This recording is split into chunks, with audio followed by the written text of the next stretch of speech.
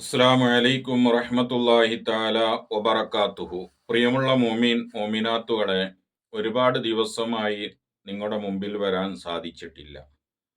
അള്ളാഹുവിൻ്റെ മഹത്തായ അനുഗ്രഹം കൊണ്ട് പരിശുദ്ധമായ റമദാനും പെരുന്നാളും കഴിഞ്ഞ് ഇന്ന് നമ്മുടെ എല്ലാ മദ്രസകളും തുറന്ന് പ്രവർത്തിച്ചു. അൽഹംദുലില്ലാഹ്.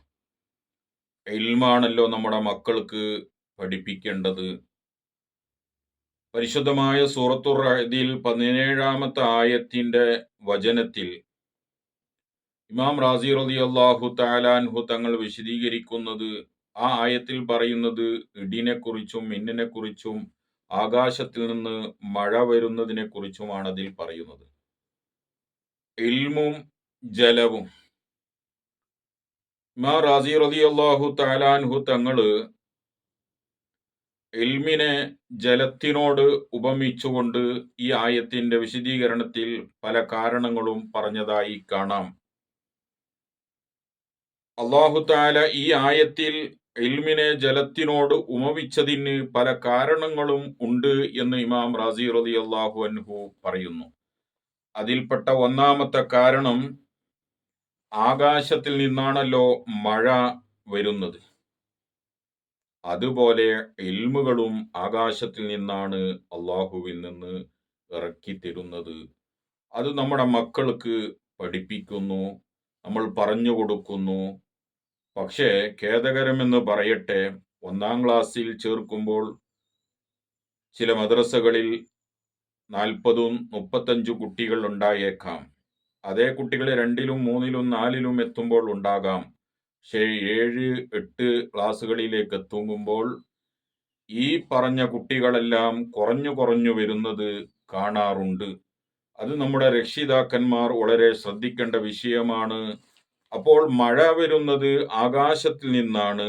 അതുപോലെ തന്നെയാണ് ഇൽമുകളും അല്ലാഹു തആല ഇറക്കുന്നത് ആകാശത്തിൽ നിന്നാണ്.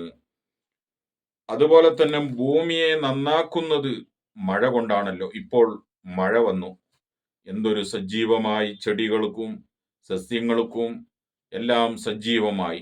അപ്പൊ മഴ നന്നാക്കുന്നത്, ഭൂമിയെ നന്നാക്കുന്നത് മഴയാണ്. അതുപോലെ മനുഷ്യരെ നന്നാക്കുന്നത് ഇൽമാണ്. അതുകൊണ്ട് ഇൽമ് പഠിക്കുക, പഠിപ്പിക്കുക, പ്രവർത്തിക്കുക, പ്രാവർത്തികമാക്കുക, മറ്റുള്ള ആളുകളിലേക്ക് അത് എത്തിക്കുക.